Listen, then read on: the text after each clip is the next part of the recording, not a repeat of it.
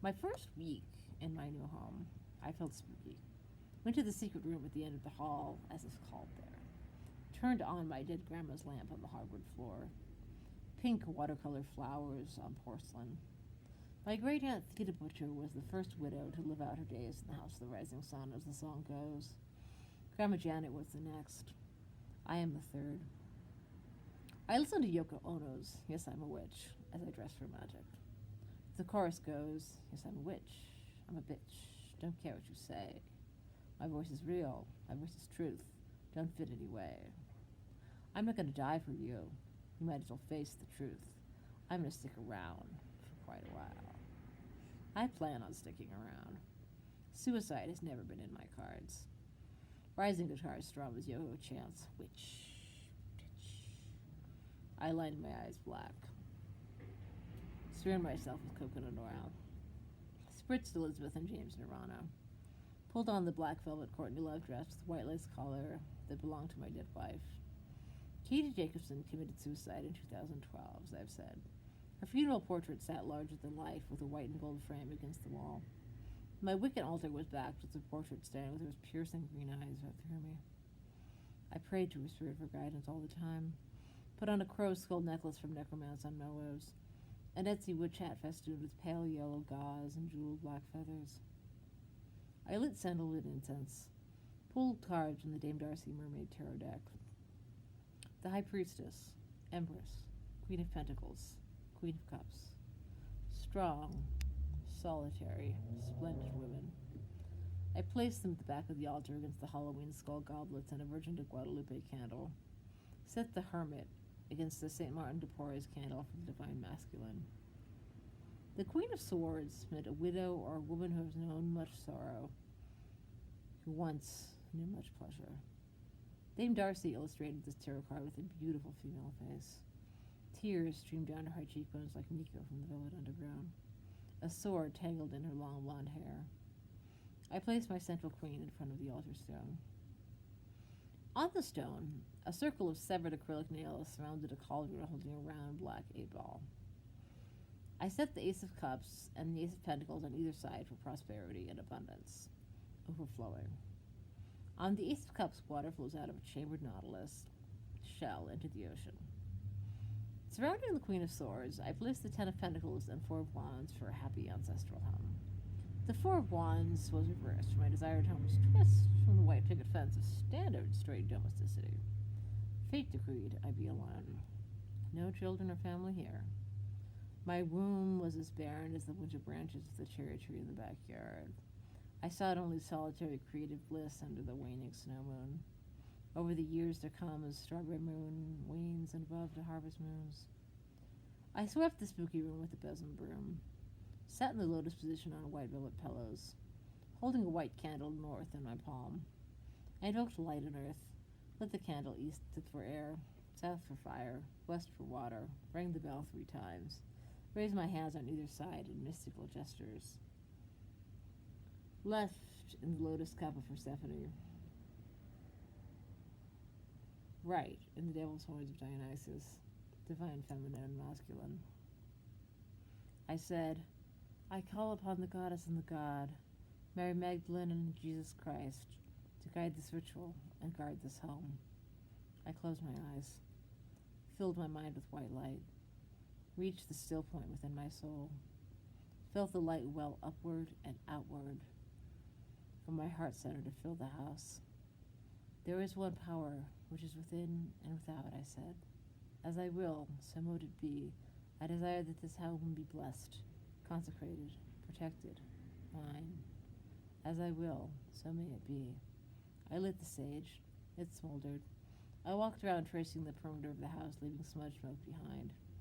Painted faces of people I once knew in Los Angeles and San Francisco stared down from dark walls. I looked deep in the oculus of the Queen Anne the Queen Anne dresser in the bedroom. My grandmother Janet Lambert brushed her blonde curls standing right here, many years ago.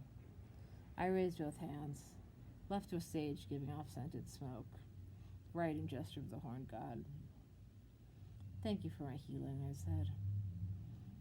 I call upon the blessed spirits of Theda Butcher, Janet Lambert, and Katie Jacobson, 3 strong women whom I love. 3 ghosts bring about 3 wishes. Let this house of the rising sun be consecrated, protected, mine. From this ancestral mirror, bring forth into life. I read from Lemuel's Green Witchcraft. Love is the law, and love is the bond.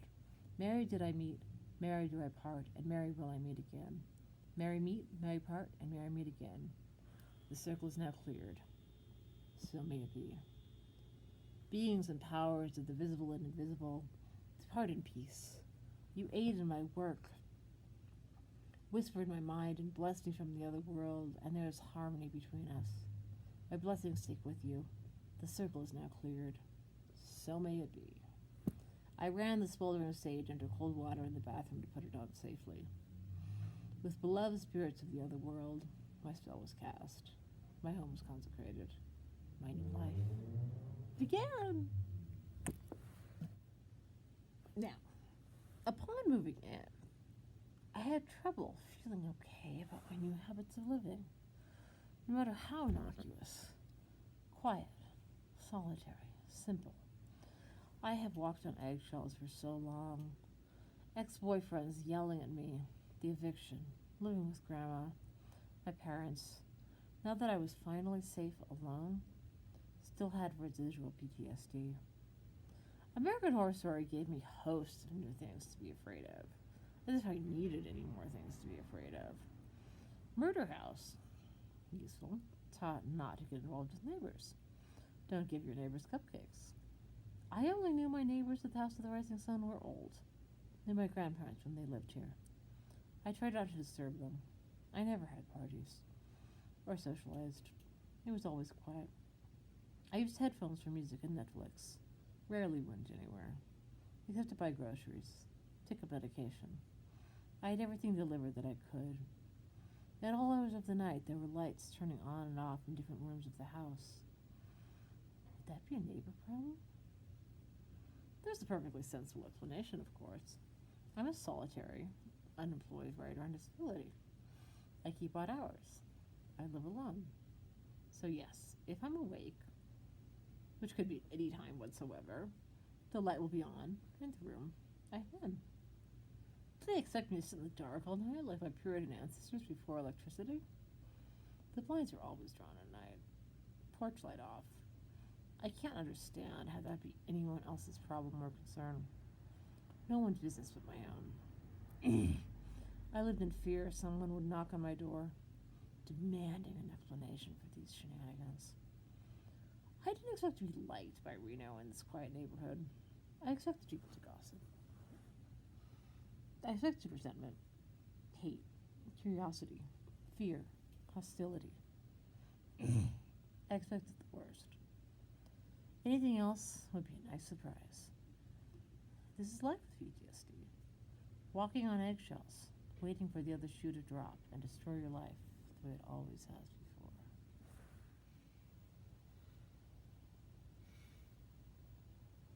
March 13, 2017. Naked, I smeared myself with coconut oil. Went into the witchcraft room. Pulled on Kathy Acker's green velvet mini dress. Her literary executor gave me this dress at CalArts. I zipped up the back. Took out a black volume called Seance, the Lippo anthology set, and opened on the hardwood floor. Immediately, the voices started in. My schizoaffective disorder does that. It's the supernatural real party. I socialize best with ghosts, not people. Oh, you want to talk to Kathy Acker, do you? Well, take a fucking number, seriously. Talk to John Janae. He's been hovering right here, waiting for you to talk to him since you found Grimoire magazine and started thinking about this. Kathy is oh so busy with people she actually knew, unlike people that were just whacked off to the sex scenes in her books. I lit incense. Said back to the boys. Acker's sex scenes inspired my own so much, but yes, John Janae is the spirit I seek. I always think of how he wrote Our Lady of the Flowers in his own shit on toilet paper. in prison. It inspires me every time I take a shit and get it all over my hands to write more and more, whatever the odds. Well, I hope you wash your hands first. Of course, I replied. I lit pink and red candles for Sacred Dick. Mr. Genet? I said. Speak to me, please. I come a willing supplicant, seeking your wise advice and counsel. I'm such a fan. Oh, aren't you just the cute little baby witch getting all spooky? You think I haven't noticed your repeated pleas for my attention every dawn meditation? Being Kathy's sloppy seconds doesn't appeal to me. But your desperation catches my attention, the ghost said. You, Mr. Genet, you and Miss Acker both are influences in the abject writing that I do. Well, Kathy's busy right now, and I am not Kathy's receptionist.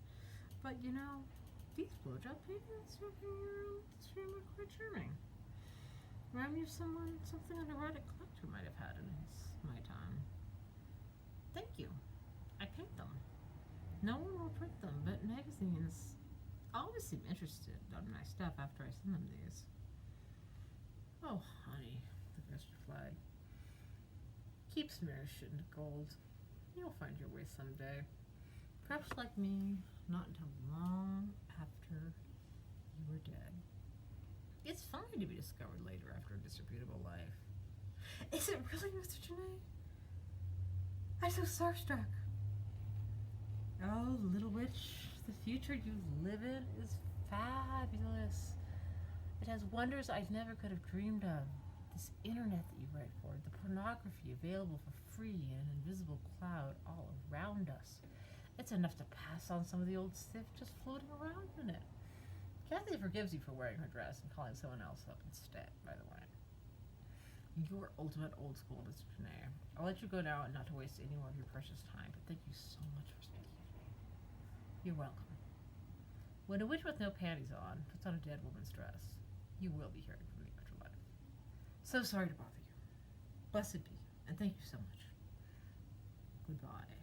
And remember, don't treat the supernatural like a toy, or it will not be kind to you.